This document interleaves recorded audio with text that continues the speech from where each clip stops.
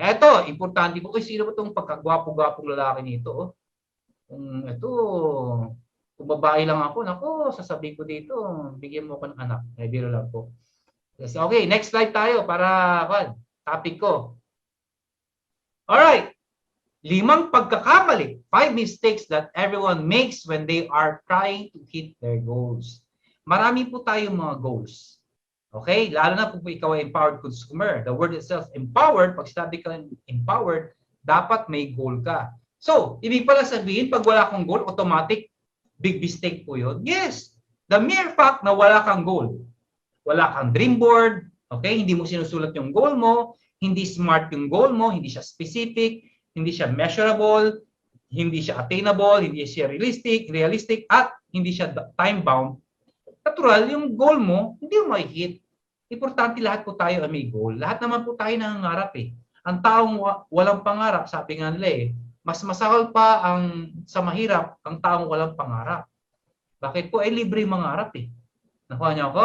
So, 5 pagkakamali, bakit di natin nakikita yung mga goals natin? Number 1, tanong po tayo. Sige. Number 1, they are waiting to be ready. They are waiting for the perfect time. Ibig po sabihin, lagi nilang iniisip, saka na magpo-full time, saka na po gagalingan, saka ako na ibubuhos lahat kapag perfect time na. Ano ba yung perfect time sa kanila? Maraming reason yung perfect time na yan eh. Siguro pagka na-spill over na ako ng mentor ko or upline ko, siguro pag lumabas na yung kotse ko, siguro pag may check-in ako maganda-ganda, siguro pagka nakabili na ako magandang damit, o kaya nagkaroon na ako nakalipat na ako sa magandang lugar, at kung ano-ano pa. It will never happen. There's no such thing as a perfect time. The time is now. Huwag nyo na pong patatagalin. Huwag nyo nang pahabain. Okay? If you want your moment to happen, start your moment now. Hindi mo kailangan maging bonggang-bonggang hataw kagad. Ang importante, umpisahan mo pa lang. Kasi sabi ng iba, hindi nga ako marunong eh. Mahihiyain po ako. Hindi mo maumpisahan yan kung hindi mo umpisahan ng first step nyo. Alright? Umpisahan nyo ng unang hakbang at makakarating din po kayo. May mabagal, may mabilis. Ang importante, yung umpisahan ninyo. Number 2. Yan. Ang ganda ng pangalan ni Trillionaire. Oh. Tinalo pa ako. Millionaire, billionaire, siya naman, trillionaire B. Ba, malupit na, trillionaire. Buong kwan na yan ah. Tinalo, para ka na si kwan yan ah. BBM, trillionaire. Biro lang. Number 2, they spend all of their time talking about it instead of doing it. Inuubos nila yung oras nila. Lagi lang kinikwento, chinichismis pa nila at ipinagyayabang ang kanilang mga pangarap. Pero pag tininan mo, lagi lang naman nanonood ng Facebook. Lagi lang nagne-Netflix. Lagi lang nakikipagkwentuhan. Okay? Wala namang ibang ginagawa. Hindi naman nag-i-invite, hindi naman nagko-prospecting. Okay? So, ang importante, ang binabayaran ko ay yung action. Hindi po yung kwentuhan. Hindi po yung daldalan. Dapat ginagawa po kaagad. Tama ba ako? Yan, Irish. Tamang-tama. Alright. So, meron ako kwento sa inyo eh. Merong 2 monks. Okay? Mga monghe. Monks. Tama ba Tagalog nun? Monghe. Basta yun, monks na lang. May 2 monks. Itong 2 monks na to, gusto nilang bumiyahe o lumakbay sa Mahobadesi. Yan, ang hirap i-pronounce. Mahobadesi. Tama. Mahobadesi. Isang sikat na temple po yan sa India. So sila po ay bibiyahe po doon ng pagkalayo-layo. Bakit? Kasi gusto nilang i-meet yung pinakasikat na monk, si Tenzi. Para matutunan nila paano pa ma-hit yung mga goals nila. May pangarap sila eh. Paano mas maging humble, paano mas maging masunurin, paano mas maging dakilang monk, etc. Marami silang pangarap. Gusto nilang maging teacher, etc. So, bumiyahe po sila ng pagkalayo-layo. Along the way, habang bumiyahe sila, bigla silang may na-meet isang monk din. So, nung nakausap nila yung monk, sabi ng isang monk, papunta rin siya doon sa Mahobadesi. So, sabi na, oh, you come along with us kasi papunta na rin kami doon. Kaya lang, itong 2 to, naisip nila, total, 2 tayo. Ito naman ay parang, madaling putuin. Sige, gawin natin, yung mga mabibigat nating dala, siya magbuhat. Tapos, pagka tayo magpapahinga at magluluto, siya magluto. Total, makikisabay lang naman siya sa atin eh. At kung merong mga mga kailangan na kumuha ng gulay o prutas, kagubata, at siyang uutusan natin. Sa madaling salita, ginawa nilang utusan. Ito namang monk na to, dahil nakikisabay nga lang, sunod-sunuran lang. Hindi siya madaldal, hindi siya nagrereklamo. Kung anong paggawa sa kanya, sinusunod lang niya. Lahat ng paggawa sa kanya, sunod na siya ng sunod. Kahit na pagunta, sunod na sunod. Ito na ngayon. Biyay sila pagkalayo-layo. Yung dalawa po, panay ang kwento nila sa mga pangarap nila. Ibinibida nila dun sa pangatlong monk. Yung pangatlong monk, nakikinig lang lagi. Pagdating nila sa Mahobedezi, okay? Nagtanong-tanong sila, saan po ba dito yung Great Temple? Saan ba yung Great Temple? Lahat ng tanongin nila, hindi po sumasagot. Nakatingin lang po sa kanila nakatulala. So tataka sila, ba't itong mga tao nakatulala, hindi sumasagot? So nilagpasan nila, kada may makikita silang tao, tatanong nila, saan po ba dito yung Great Temple? Lahat na lang nakatulala. Hanggang pagdating nila doon sa temple, sa wakas nakarating sila sa temple. Pagpasok nila doon, kaagad nilang hinanap si Tenzi, yung great monk. Lahat ng mga tao doon, biglang tumahimik at nag-bow down. Bakit po? Kasi po, yung pangatlo nilang kasama ay si Tenzi. Yung nakasabay nilang monk na pagkabiyahe-biyahe na pagkalayo-layo, yun pala si Tenzi. Nakuha niyo ako? So, ibig sabihin, si Tenzi, never siya nag-brag, never siya nagkwento. Pero naging good example siya ng isang good monk. Nag-serve siya, pinakita niya kung paano, never siya nagmalaki. Kahit hirap na, pagod na, yes lang siya ng yes. Nakuha niyo ako? Ganon din po dapat sa atin. Hindi puro daldal. Tayo po ay dapat puro action. Yan. Hindi mo kailangan maging sikat. Ang importante, baguhin mo ang buhay mo at tulungan mo ang mga taong nasa ilalim mo. Yun ang importante. Number 3. Alright? They think they know everything. Okay? Akala ng marami, kumita ng konti, yumayabang na. Akala nila, kayang-kaya na nila. Akala nila, marunong na sila. Akala nila, alam na nila lahat. Well, ako po, magsasabi sa inyo, may-ari na po ako. Hanggang ngayon, nag-aaral pa rin po ako. Hanggang ngayon, nagbabasa pa rin po ako. Hanggang ngayon, natututo pa rin po ako. Hanggang ngayon, nakikinig pa rin po ako. Ang mga doktor, hanggang ngayon, nagbabasa pa rin. Ang mga lawyers, hanggang ngayon, nagbabasa pa rin, nakikinig pa rin. Ibig po sabihin, never nyo pong iisipin that you know everything. Okay? Huwag nyo isipin na alam nyo na lahat. Okay? Kasi pag alam nyo na lahat, sana mayamang-mayaman na po kayo. Yan. Okay? Number 4.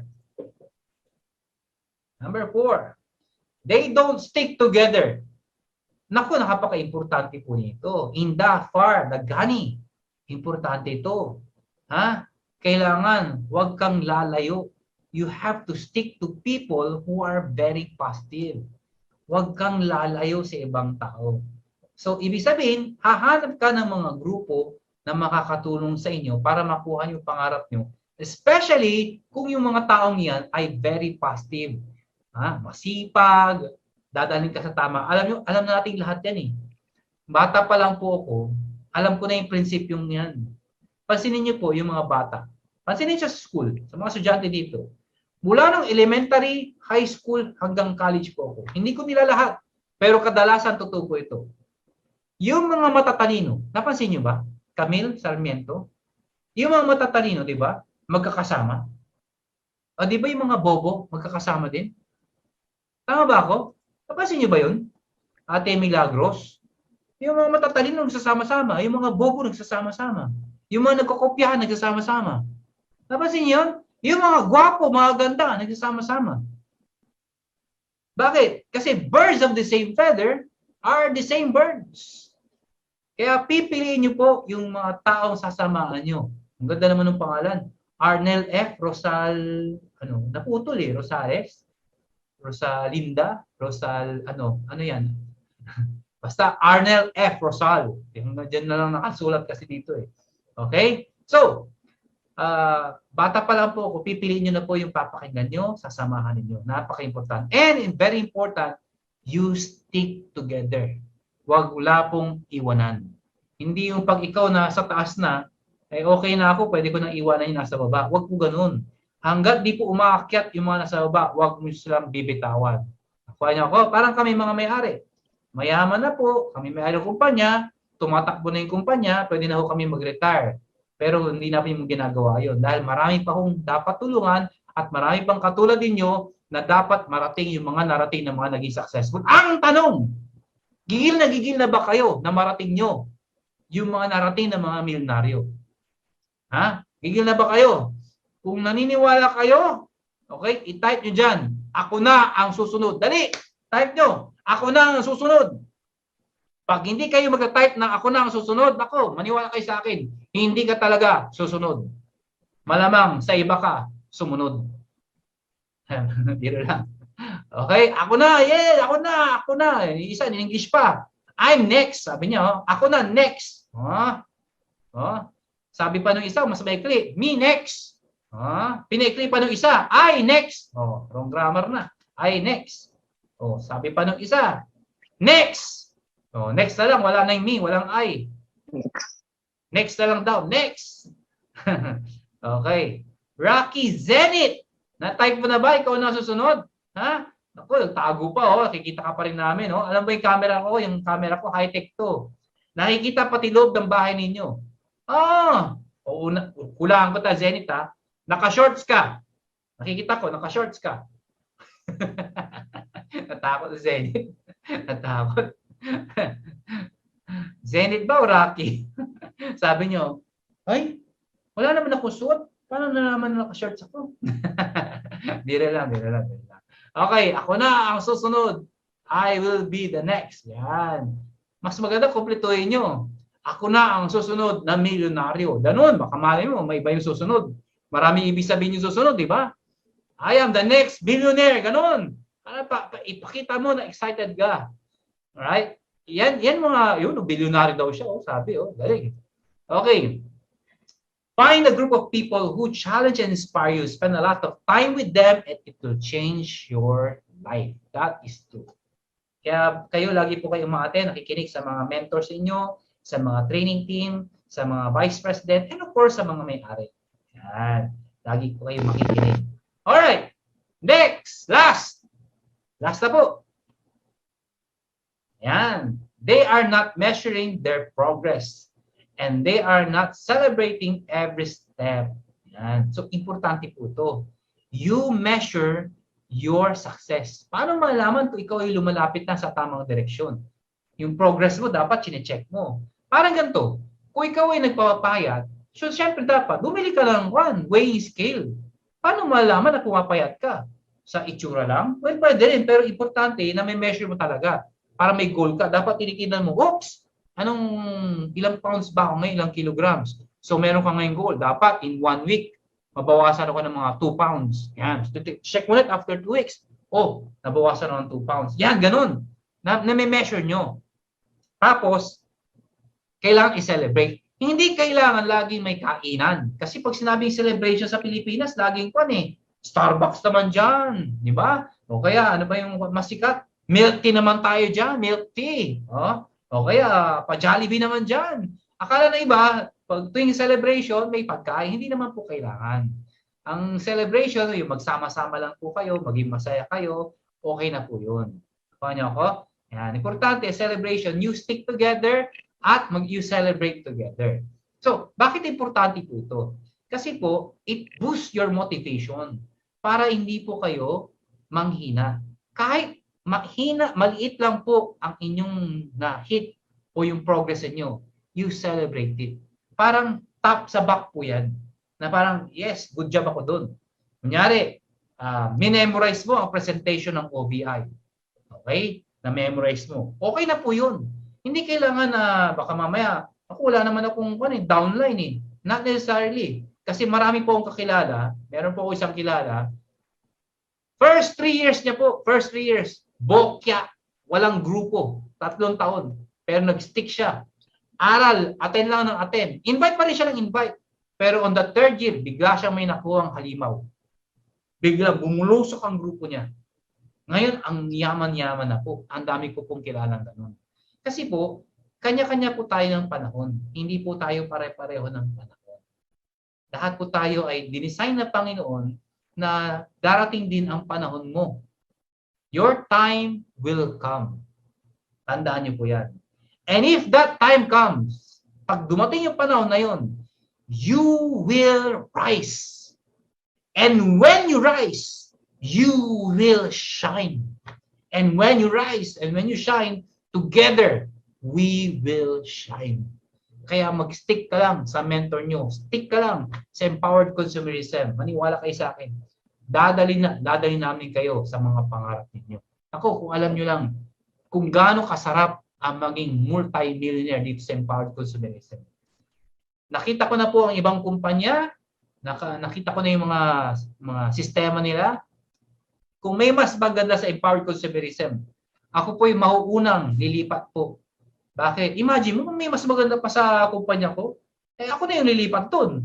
O kaya, kukunin ko din yung sistema nila. Pero ba't di ko ginagawa? Kasi yung iba, nagde-design ng kumpanya, hindi naman sa paninira, na hindi pang matagalan, panandalian na. Sabihin, hindi siya long-term yung goal. Kami po, long-term ang goal. Alright? So, marami akong gusto ikwento sa inyo. May isa pa akong topic pero mas maganda sa susunod natin pagkita para medyo may bitin pong nararamdaman. Kaya gusto ko pa. Yan. Meron pa pong isang topic sana. It's about initiative naman. 4 types of initiative. Kasi lahat po tayo may mga kanya-kanyang mga style na pag-initiate. Pero meron palang 4 levels yan. Kaya pala yung ibang tao hindi nagiging leader kasi sa 4 levels ng initiative na yan, nasa first level lang pala sila. Ang tanong ng iba, gusto na namin malaman kung sa susunod natin pagkikita. Kasi po, hindi nyo po ma-absorb lahat sa isang upuan. Right? Tandaan nyo po, 3 po ang task ng isang consumer or empowered consumer. 3 ang task natin. Alright? 1, maging entrepreneur. Number 2, maging manager. Yung number 3, ito yung matindi. Yung recruiting maniac kung tawagin. Hindi po maniac. Iba po yung maniac. Okay? Maniac. Okay? Entrepreneur, sila yung they spearhead progress. Entrepreneur po kasi, ito yung mga taong nakikita nila yung future. Hindi na nakikita yung ngayon. Nakikita nila yung future. Visionary itong mga taong to. They see the future. Right? They spearhead progress. Yung manager naman, sa kanila, ang importante, the people around them. Sa kanila, ang prinsipyo nila, mahit ng mga tao sa ilalim ko, yung pangarap nila. Mas importante sila kaysa sa akin. Yun ang totoong manager. Because they manage their team. Yan. Without managers, there is no business. So, balikan natin una. Entrepreneurs, they spearhead progress. Pag wala sila, walang development sa mundong to. Kasi walang vision. Ang kumbaga, hanggang dito na lang tayo. Sila, importante sa kanila, marating nila yung dulo. They begin by knowing that they've already arrived. Yan ang pinakamagandang explanation doon, Ate Ruby. Ponte. Alam na nila saan sila pupunta. Yan. Yun namang number 2, manager, importante sa kanila yung mga tao sa ilalim nila. Sila ang importante, hindi sila. Secondary lang sila. Sila, kayo ang dapat kumita. Secondary kami. Yan ang manager. Okay, yung number 3, recruiting maniac. Ito naman, wala siyang pakialam. Ang importante sarili niya. Kailangan meron siyang resulta. Sila naman yung mga result-oriented. Dapat may cheque. Dapat may direct ako. Dapat yung mga direct ko magka-direct. Dapat mahit ko yung travel incentive. Dapat maging global ambassador and so forth. Yun ang focus nila. Yung ma-achieve nila. Recruiting maniac. Ito yung mga halimaw mag-present. Present ng present yan. Direct ng direct. Ang galing magbenta. Ang galing magsalita. Ang galing mag-product demo and so forth. Now, may question po ako sa inyo. Sa 3 yun, sino po ang pinaka-importante? Entrepreneur, yung nakikita yung future. Manager, importante yung tao, hindi ako. Silang dapat kumita. Secondary ako. O yung number 3, dapat may resulta ako. Dapat may direct ako. Sa tatlong yon, sino po ang pinaka-importante? 1, 2, 3. Type nyo. Sige, tingnan natin. Sino yung pinaka-importante? Ha? Yan. Sige. Okay. Ang hindi magta-type, ibig sabihin, hindi niya ako type. Pag hindi mo ako type, hindi na rin kita type. Kaya wag na tayo mag-type. Okay. Kailangan may type ka. Ano sa 1, 2, 3? Ha? Eduardo Abubo, nag-type ka na ba? Tinype mo na? Anong tinype mo? Ayan. Ano? 1, 2, or 3? Okay. Sige, ano po ang tamang sagot? Ang tamang sagot ay type nyo muna. Sinong importante? Yung mas importante. Yung mas. Ate Dandona, anong mas importante? 1, 2, or 3? Danilo, Abayog, nag-type ka na ba? Ano? Ang ganda naman pangalan. Lenny Miguel Reyes. Nag-type na po kayo? Sino po mas importante? 1, 2, or 3? Okay. Ryan, Diligencia. Nag-type ka na? Ha? Ano? Anong tinype mo? Entrepreneur? Yung kwento? Alam niyo si Walt Disney? Yung may concept ng Disneyland. Alam niyo, nung wala pang Disneyland, concept pa lang niya yun. Idea pa lang, vision pa lang niya. Magtatayo siya ng pinakamaganda, pinakamalaki, pinakamahal na fantasy world sa buong mundo. So, since wala siyang pera, nilapitan niya yung mga investor. Kinuwento niya yung idea niya. Invest kayo sa akin para matayo itong Disneyland. Alam niyo, wala pong naniniwala, pinagtatawanan siya. Kalukuhan yan. Hindi na uso ang castle ngayon. Mapatayo ka ng castle, gagastusan natin mga castle. Tapos yung mga lumalabas na cartoons, gagawin mo totoo. Alam ko, hindi na mangyayari yan. Napakamahal yan. Kasi hindi naman po pinag-uusapan ko square meter ng lupa. Hektarya po kakainin nun. Kumbaga, billions of dollars ang ilalabas para magpakatayo ng isang Disneyland. So, pinagtawanan siya. Pero, dahil sa persistence, siya po ay may nakuha din mga investor. Unti-unting tinatayo ang Disneyland. Alam nyo, nung naitayo ang Disneyland, ang idea niya, magparami pa ng mga Disneyland. Kaya nagkaroon po ng Disneyland sa iba't ibang bansa. Nagkaroon sa Tokyo, nagkaroon sa Japan, nagkaroon sa Hong Kong. Ang dami na pong Disneyland, di ba? Pero, hindi pa tinatayo lahat ng Disneyland na wala na po si Walt Disney. So, nung namatay po si Walt Disney, sabi ng mga nakikilibing, nakikiramay, sabi doon sa anak, alam mo, kung sana nakita ng father mo itong kanyang creation. Alam mo, sabi ng anak niya, don't worry, hindi pa ho natatapos yan. Nakita na ho ng father ko yan. Yan. Yan ang mga tinatawag ng entrepreneurs. They begin by knowing that they have already arrived. Hindi pa nakakarating, pero alam nila, nakarating na sila. At alam nilang, makakarating sila. Gandol Glenn, ikaw, naniniwala ka ba makakarating ka? Dapat, di ba? Dapat, alam mo makakarating ka. John Paul, naniniwala ka ba na makakarating ka? Yan, entrepreneur po yun. Yan. Alright. Okay. Ano ang tamang sagot? Si 1, si 2, o si 3? Okay. Ganito na lang po. Dahil lahat ng sagot niyo po ay tama.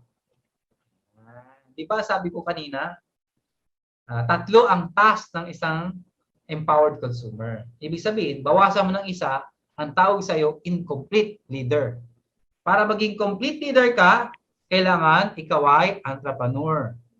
Visionary ka din. Nakikita mo, ngayon pa lang alam mo na, ilan ang grupo mo, saan ka magkakagrupo, magkano kinikita mo, anong boat, kotse, bahay. Nakuha nyo? Navivisualize mo na yung network mo, ilang leaders yan, yung mga tao mo dapat magkaroon din ng mga sasakyan, visionary ka na rin sa grupo mo. Number 2, lagi ka nagsiserve sa kanila, hindi yung puro pansarili.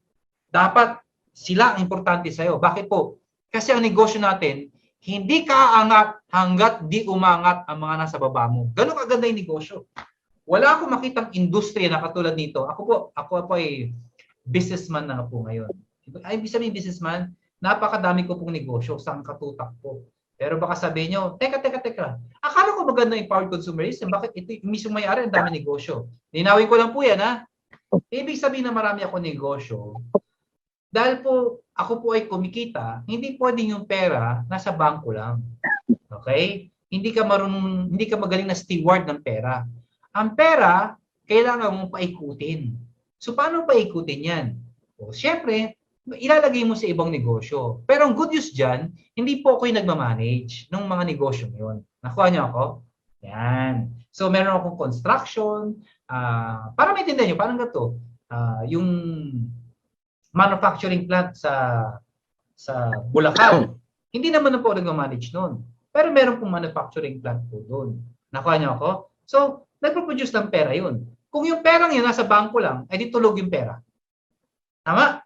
So, dapat maging magaling kang steward. Saka natin pag-usapan yan kung paano mo palalaguin ang pera mo. Yan, tuturuan ko po kayo. Yan ang mga advantage po kapag ikaw ay nasa empowered consumer. Hindi lang namin kayo tuturuan paano maging successful. Tuturuan pa namin kayo saan kayo mag-i-invest. Paano kayo, kailan dapat bibili ng kotse, ganyan. Anong kotse bibili mo? Yan. Saka natin pag-uusapan yan. Ngayon, last question po. Napansin nyo? Walang katapos ang last. Okay. Ito, tanong. Sa tatlong yun, hindi ko pa pala na-explain yung dulo, no? Yung dulo, yung di ba, yung manager, yung kailangan tulong mo sa sarili mo. Yung number 3 naman, dapat recruiting maniac ka. Ano ibig sabihin nun? Nag-uumpisa ka, malaki na grupo mo, o bayaman ka na. Dapat walang katapusang share ng business at ng products. Kasi ibinisip ng iba, naku, laki na ng grupo ko, di na mag-share. Hindi na magkukwento na mag-invite. Hindi po totoo yun. Ang daming tao. Bakit di may kwento? Ba't di may share? Nakuha niyo ako? Huwag mo na isipin yung sarili mo. Bigyan mo sila ng opportunity. Doesn't matter sasali sila o hindi. Ang importante, in-offer mo sa kanila yung opportunity. Gets ako? Yan. So, ngayon pa lang, kung kayo gusto yung maging successful, dapat recruiting maniac. Hindi po maniac, ha? Maniac. Question! Gusto ko sumagot kayo dito. Inaantok na si Alvin. Pasensya ka na. Sabi ni Alvin, no? Sorry na, Alvin. Minsan lang ako magsalita eh. Pinapagod naman kita. Alright. Joke lang, Alvin. Okay, last question. Sa tatlong ito, entrepreneur, manager, recruiting maniac. Ito, isa lang sagot dito, hindi lahat. Ha? Isa lang talaga ang tamang sagot. Sino dito ang kahit anong mangyari, hindi siya magkukwit? Sino? Si 1, si 2, si 3. Hindi talaga magkukwit yan. Kahit anong gawin mo, hindi yan magkukwit.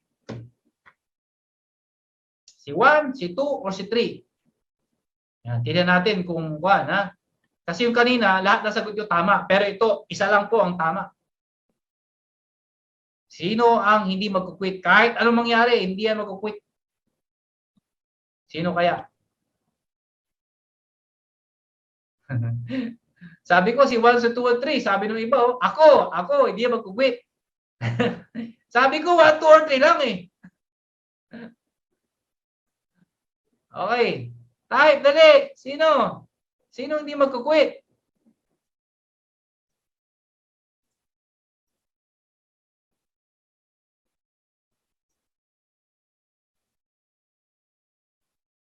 Yung iba naman kasi hindi nagtatype eh. Nakikinig lang eh. Nakahiga pa nga yung iba. Oh.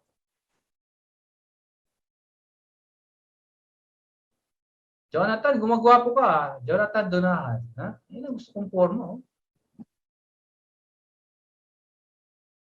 Lorna, saan ang probinsya mo? Nasaan ka? Ano? Hindi nga pwedeng all of the above. Isa lang. Sino ang hindi talaga magkukwit? Okay.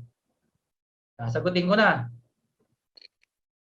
Ang hindi magkukwit ay si number. Nag-type na ba lahat? Si number 3. Ang unang magkukwit. Bakit? Kasi pag walang resulta, ayaw na. Yan. Yan ang unang mawawala. Di ba? Kasi result-oriented siya eh. Pag sa umpisa pa lang, walang resulta, ayaw na. Wala naman pala eh. Imagine mo, 6 na buwan na ako, 1 taon na ako, 2 taon na ako, wala naman nangyari. I quit. Kasi result-oriented siya. Hinahanap niya yung may resulta kaagad. Okay, number 3, mabilis mag-quit yan. Sino? Si 1 or si 2? Okay. Ang mag-quit, ang hindi mag-quit at ang mag-quit ay si number 2. Ang susunod na mag-quit. Si Aldred sabi niya, ha? Mali. Bakit? Aldred Jenner.